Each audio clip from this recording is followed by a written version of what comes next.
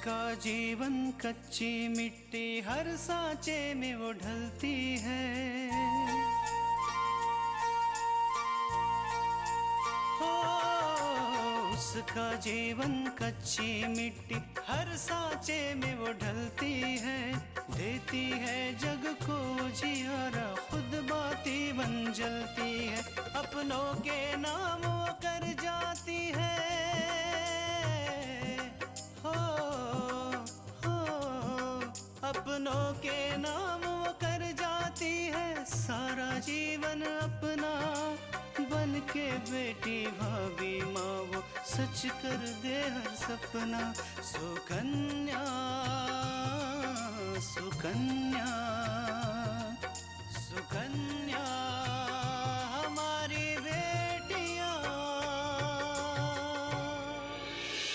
कहते हैं प्रार्थना में दवा से भी ज्यादा असर होता है। और देखना बहू, हमारा बेटा दीपक बहुत जल्दी ठीक हो जाएगा। डॉक्टर साहब ने कहा है कि आप बहुत जल्दी घर जा सकते हैं। मैडम ये कुछ इम्पोर्टेंट डॉक्यूमेंट्स थे, अगर ये साइन नहीं हुआ तो अपना कॉन्ट्रैक्ट कैंसिल हो सकता है। अभी तक किसी की इतनी हैसियत नहीं है जो हमारा कॉन्ट्रैक्ट कैंसिल करे। क्या सोच रही है? कुछ नहीं माँ, हॉस्पिटल के खर्चे के बारे में सोच रही थी। लेकिन बेटा, हमने सारे पैसे जमा कर दिए हैं ना।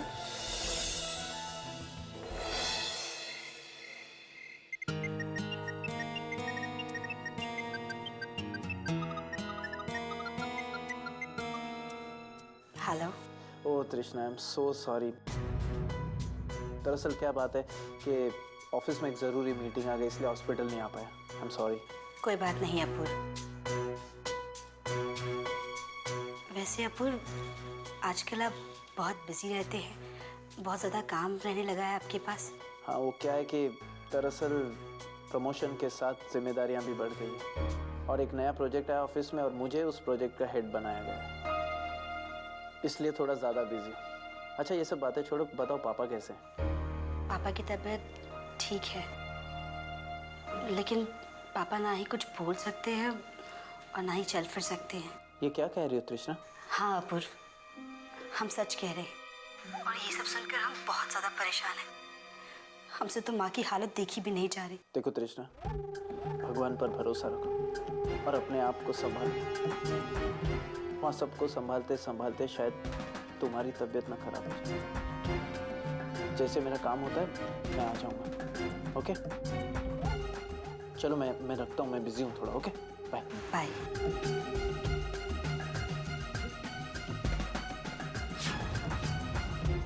थैंक गॉड, बुढ़ा ना हिल सकता है ना बोल सकता है, वरना सब कुछ तृष्णा को बता देता और मेरे लिए एक नया प्रॉब्लम खड़ा कर देता।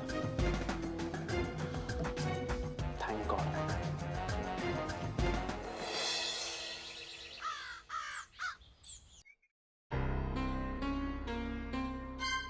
माँ जी आप? हाँ बहू, मुझे तुमसे कुछ जरूरी बातें करनी थी। माँ जी आइए ना, बैठिए।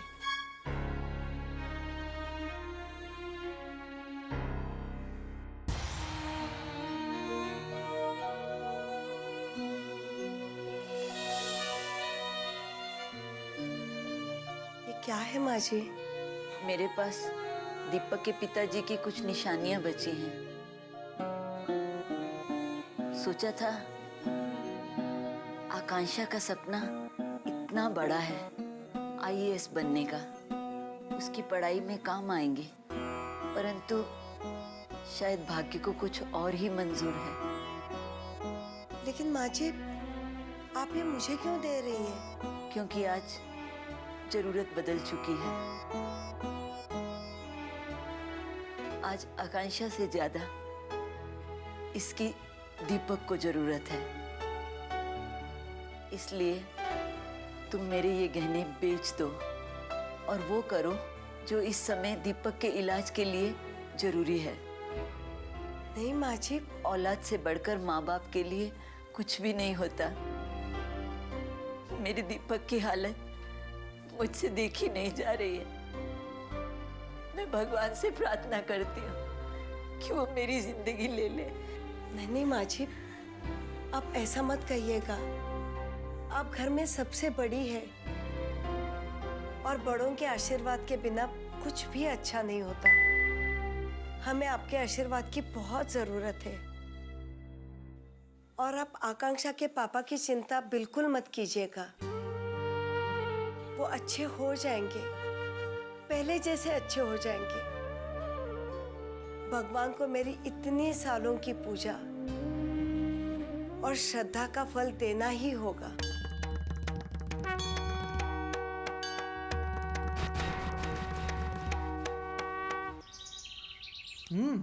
माँ मैंने बहुत नाश्ता किया, मुझे लेट हो रहा है, मेरा पेट भरा हुआ है। अरे ज्यादा कहाँ तुमने नाश्ता किया है? हाँ, और वैसे भी मल्लिका जी की यहाँ कितनी मेहनत करनी पड़ती है तुम्हें। ये फल फ्रूट खाया करो।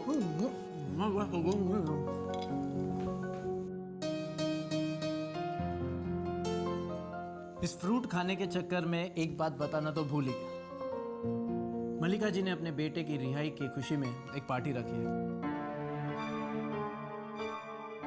और हम सबको इनवाइट किया है। हम सबको?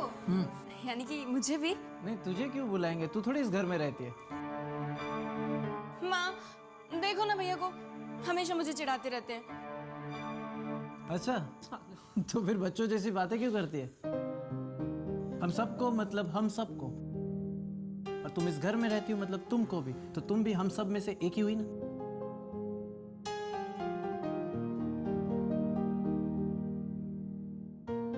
माँ, मैं सोच रहा था कि तृष्णा को भी वापस लेकर आ जाऊं।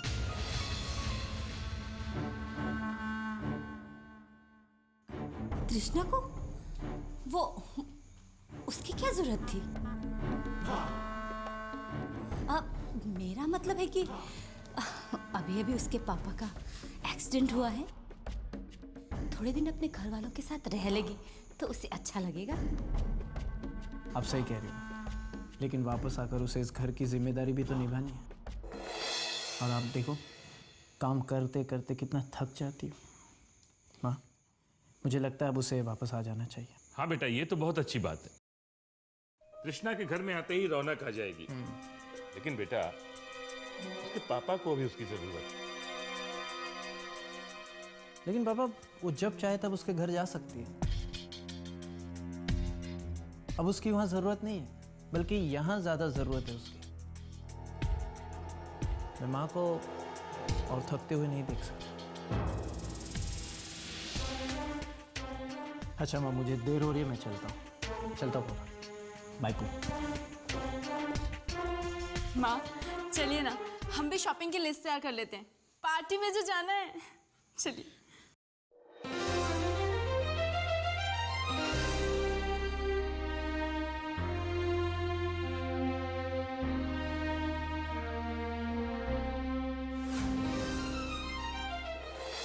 सुकन्या हमारी बेटियां,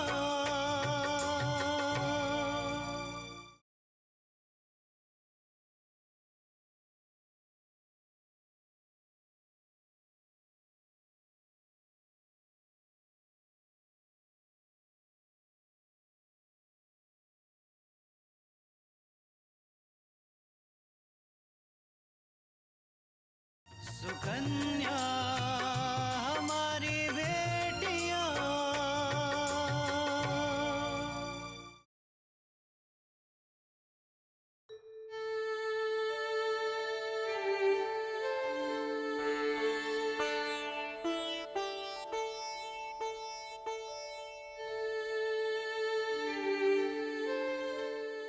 आकांक्षा, तुम हॉस्पिटल जा रही हो?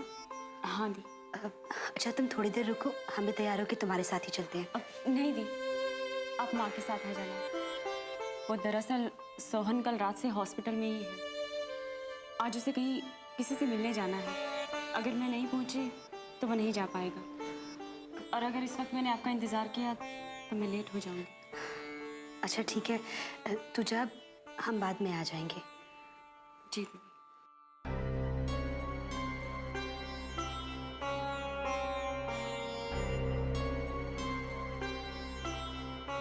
क्या बात है दीदी, आपकी तबीयत ठीक नहीं है?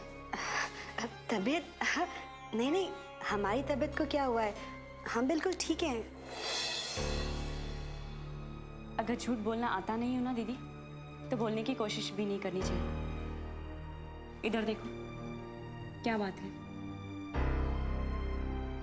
आकांक्षा, दरअसल अपूर्व कह रहे थे कि कल शाम को वो पापा से मिलने के लिए यहाँ आने वाले थे, लेकिन वो आ नहीं पाए। हमें समझ में ये नहीं आ रहा है कि वो क्यों नहीं आए।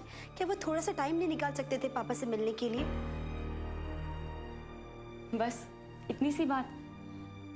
दीदी, जीजू का अभी नया नया प्रमोशन हुआ है। अब जाहिर सी बात है उन पे कितनी सारी जिम्मेदारियां आ गई हैं। हो सकता है कि उनको कोई जरूरी काम आ गया हो, इसलिए वो नहीं आ सकते। शायद तो सही कह रही हो। अब देखिए ना, जीजाजी को भी तो पापा की चिंता है, इसलिए तो कल सुबह सुबह हॉस्पिटल में उनसे मिलने आ गए थे। और दीदी, आप जीजू के खिलाफ अपने मन में कुछ भी मत पालो, ठीक है? ठीक है। दी, हाँ, आपसे एक बात पूछूं? पूछना। दी, प्लीज मुझे गलत मत समझना। पापा की तबीयत अब थोड़ी ठीक होने लगी है।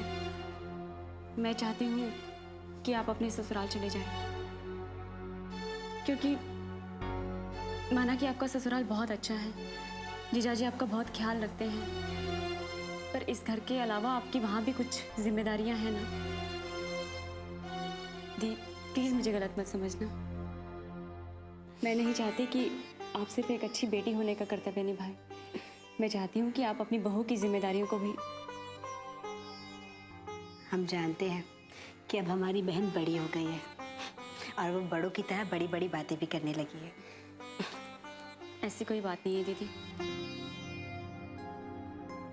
कई बार जिंदगी में हमें सिर्फ दिल से नहीं, दिमाग से भी सोचना पड़ता है। बस यही सोचकर मैंने ऐसे कह दिया। आकांक्षा, हम जानते हैं कि तू बिल्कुल सही कह रही है, लेकिन हम क्या करें? हम पापा को ऐसी हालत में छोड़कर जा भी तो नहीं सकते ना।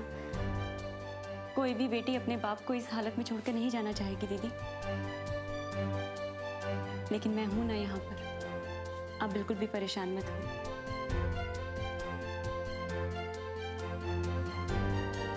मैं चलती हूँ दीदी। ठीक है।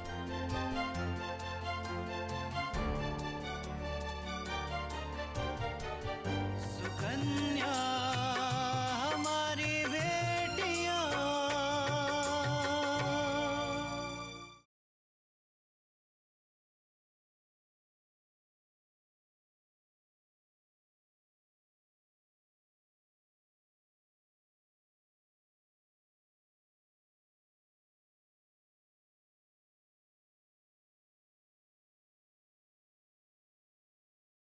सुकन्या हमारी बेटियां। माँ, मैं ना सबसे पहले हाई हील सैंडल्स लूंगी। मेरे जो पुराने वाले सैंडल्स हैं ना, वो थोड़े टूट गए हैं। कोई बात नहीं, सैंडल ही क्यों, तेरे लिए ना एक अच्छी सी ड्रेस भी ले लेंगे। आखिर इतने बड़े घर के पार्टी में जाना है तो हमें भी तो अच्छा दिखना चाहिए, है ना? बिल्कुल माँ। और माँ, आप सिल्क की एक अच्छी सी साड़ी ले लो, वो भी पिंक कलर में। पिंक कलर आप पे बहुत अच्छा लगता है। तो कल्याणी, हाँ, अरे हाँ, अच्छा हुआ आप भी आ गए। आपको जो चाहिए आप भी लिखवा दीजिए।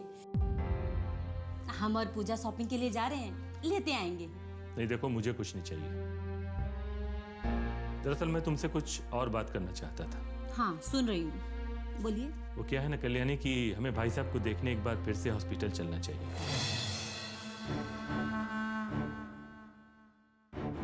ये तो वो लोग सोचेंगे कि हमें उनकी फिक्र ही नहीं है। भाई वाह, भाई साहब की तो इतनी फिक्र है आपको। कभी बेटे की तरक्की देख के भी खुश हो लिया कीजिए। घर की खुशियों की तरफ तो ध्यान है नहीं, पर इतने दिनों बाद घर में खुशी का मौका आया है, उसे भी देखकर बर्दाश्त नहीं। कल्याणी, मैंने ऐसा क्या कह दिया कि तुम इतना भड़क रही हो? अरे अगर हम तृष्णा के पिताजी को देखने जाएंगे तो इसमें हर्ज ही क्या है? आखिर वो हमारे सगे संबंधी हैं। कितनी बार कहा है कि उस मनहूस का नाम मेरे सामने मत लिया कीजिए।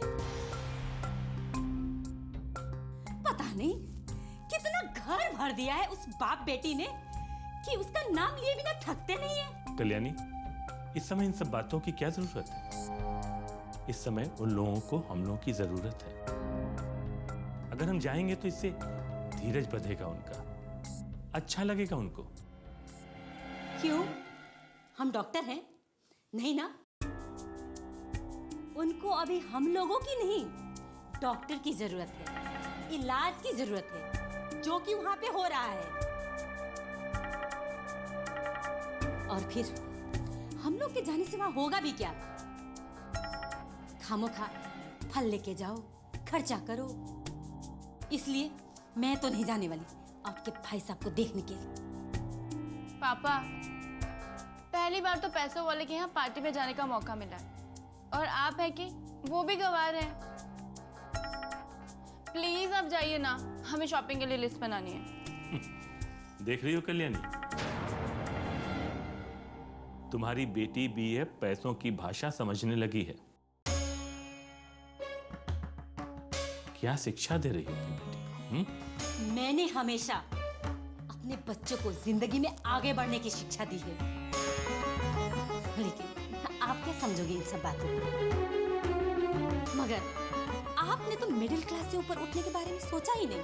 आपको तो बस 2 वक्त की रोटी मिल जाए, 2 जोड़े कपड़े मिल जाए, एक घर मिल जाए, बस।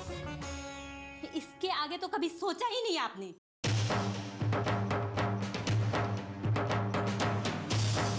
मुझे तो माफी कीजिए,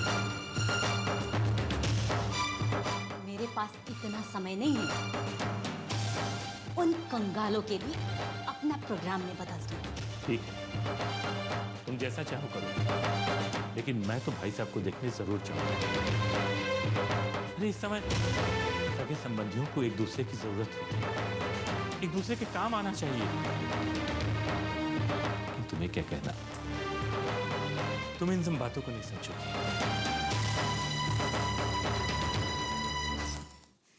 एकदम पागल। चल पूजा, कहाँ थे हम?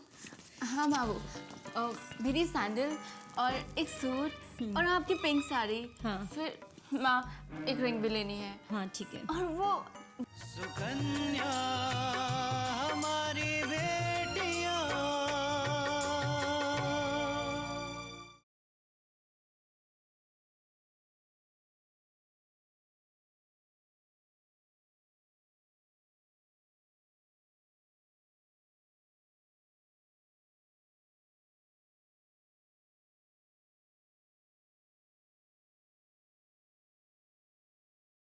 सुकन्या हमारी बेटियां।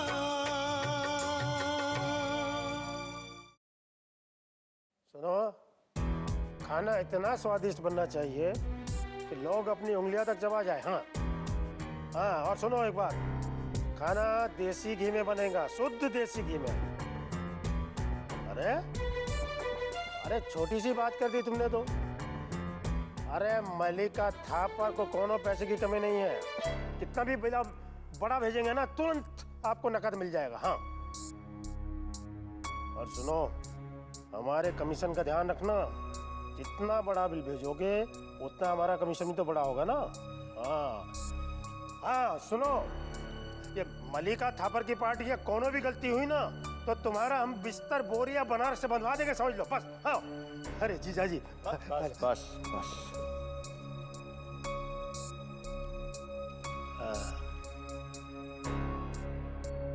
क्या बताए जीजा जी, हमारी बहनिया जैसा बड़ा दिल होना भी बहुत मुश्किल है। देखिए ना, इतना बड़ा पार्टी का सारा जिम्मेदारी हम पर डाल दिए। बोले भैया पार्टी बहुत अच्छा होना चाहिए, पैसे की कोनो चिंता मत करना। हम भी तभी से जुट गए हैं, दिन रात एक कर दिया है। हमने बहन को कह दिया, जिम्मेदारी भैया को दिए हो ना, अब देखो कैसा टनाटन पार्टी होता है। हाँ,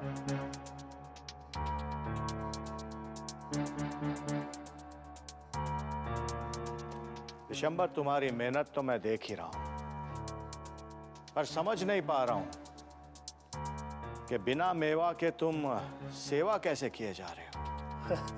अरे कैसी बात कर रहे हैं जीजा जी, आप तो मजाक ही करने लगे।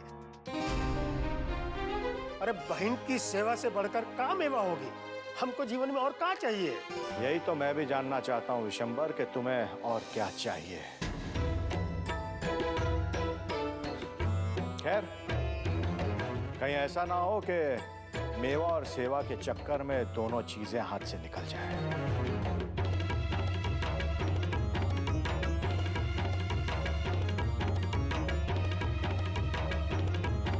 बड़बड़ा ले जीजा, जितना दिल करे बड़बड़ा ले।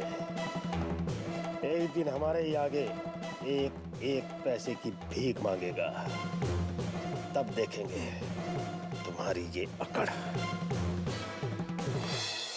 आपके पापा के बारे में सुनकर बहुत दुख हुआ कि ना वो कुछ बोल सकते हैं ना चल सकते हैं।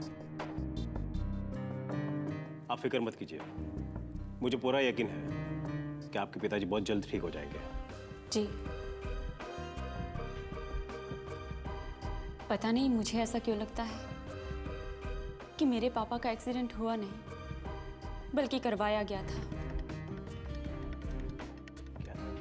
आपको ऐसा क्यों लगता है? आपको किसी पे शक है? दरअसल इंस्पेक्टर साहब, जो लोग पापा को एक्सीडेंट के बाद लेकर आए थे, उनका कहना है कि पापा अपनी स्पीड में साइड में बाइक चला रहे थे कि अचानक सामने से एक टेम्पो वाला आया और वो पापा को टक्कर मार के फरार हो गया।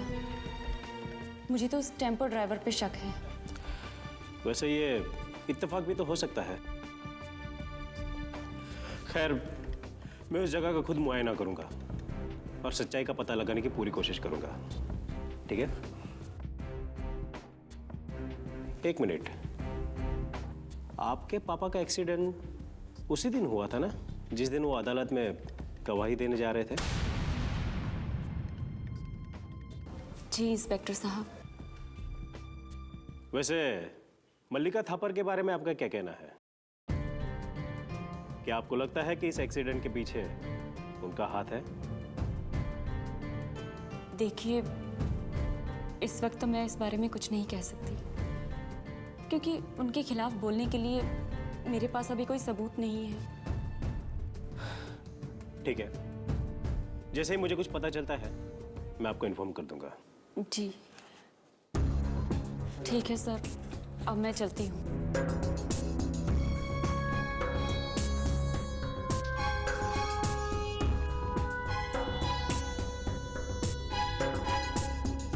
मैं आपको अभी उस फोन कॉल के बारे में नहीं बता सकती हूँ क्योंकि मैं उस इंसान के खिलाफ पक्के सबूत इकट्ठा करना चाहती हूँ जिसने मेरे पापा को इस हाल में पहुंचाया है।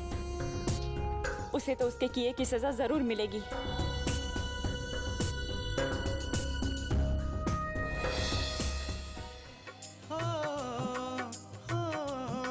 अपनों के नाम वो कर जाती है सारा जीवन अपना, बन के बेटी भाभी माँ वो सच कर दे हर सपना।